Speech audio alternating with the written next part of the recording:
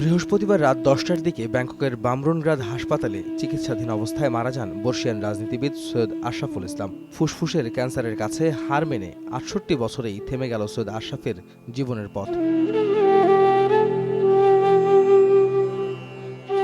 হাসপাতাল থেকে সদ্য সমাপ্ত একাদশ জাতীয় সংসদ নির্বাচন করে সৈয়দ আশরাফ কিশোরগঞ্জ ১ আসনে নৌকা প্রতীকে বিজয়ী হন। নির্বাচনের আগে আওয়ামী লীগ সভাপতি শেখ হাসিনা স্বয়ং সৈয়দ আশরাফের জন্য ভোট চেয়েছিলেন। অসুস্থতার কারণে বৃহস্পতিবার জাতীয় সংসদে নির্বাচিতদের শপথ গ্রহণ অনুষ্ঠানে উপস্থিত হতে পারেননি তিনি। সময় চেয়ে তার একটি চিঠি স্পিকারের কাছে জমা দেওয়া হয় গত বুধবার।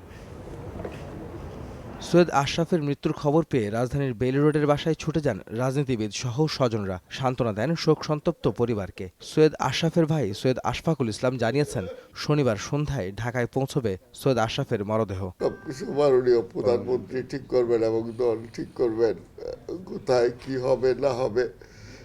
হয়তো উনি সবকিছু ঠিক করবেন, কারণ উনি তো আমাদের পরিবারের গার্জিয়ান। আমাদের তো চাচাও মারা গেল, বাপও চাচারেও মারা মারলো, বাপও মারা গেল, চাচিও নাই, মাও নাই। আমার বাপ চাচার 2 ভাই, গার্জিয়ান বলতে বড় ভাই আছেন, আমার তো বড় ভাইও নাই। সৈয়দ আশরাফের মৃত্যুর খবর ছড়িয়ে পড়ার সঙ্গে সঙ্গে শোকাবহ এক পরিবেশের সৃষ্টি হয়। তার দীর্ঘদিনের রাজনৈতিক সহযোদ্ধারা ছাড়াও শোক জানান বিভিন্ন অঙ্গনের মানুষ। একজন নির্মোহ রাজনীতিবিদদের এমন চলে যাওয়া মেনে নিতেই পারছেন না কেউই।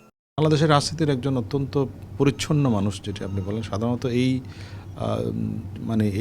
ক্যাটাগরির রাজনীতিবিদ আমরা সাধারণত দেখি না। 1-11-এর সময় যদি বলি, যখন একেবারে রাজনৈতিক নেতৃত্ব চরম একটি সংকটের মধ্যে, সে সময়ও তিনি দলের হাল ধরেছিলেন। তিনি একটু ডিফারেন্ট পলিটিশিয়ান ছিলেন। আমাদের গতানুগতিক ধারার যে রাজনীতিবিদ, তার একটু প্রচার বিমুখ। আমার কর্মজীবনে আমি অনেকের সাথে কাজ করেছি, মন্ত্রীদের অনেকের সাথে।